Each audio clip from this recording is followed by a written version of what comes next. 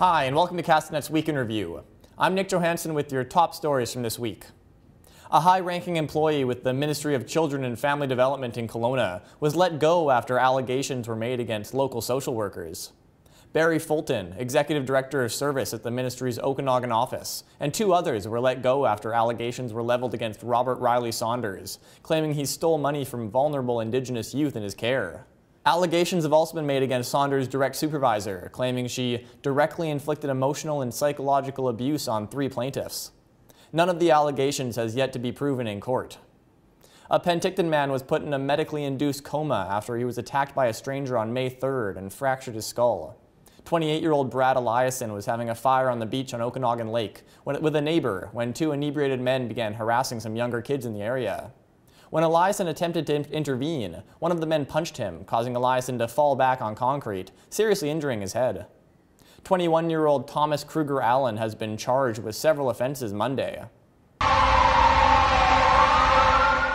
A large fire completely destroyed a Peachland home Monday afternoon. Fire crews rushed to the home on Desert Pines Road just before 5 p.m. to find large 30-foot-high flames coming from the home.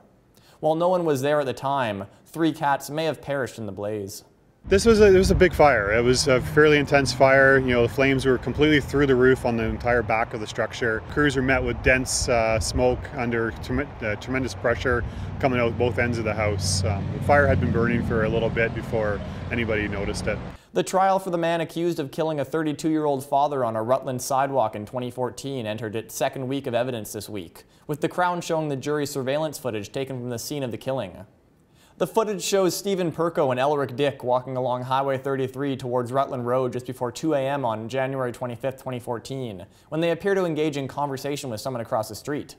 That third man, identified as the victim, Chris Osman, then runs across the street and engages in a fight with Dick.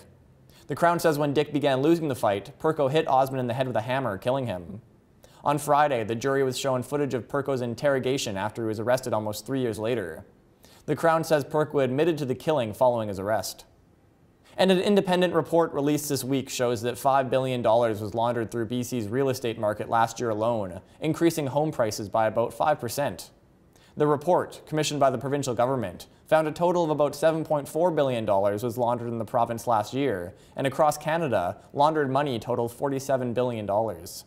Prime Minister Trudeau called the results of the report alarming and absolutely unacceptable.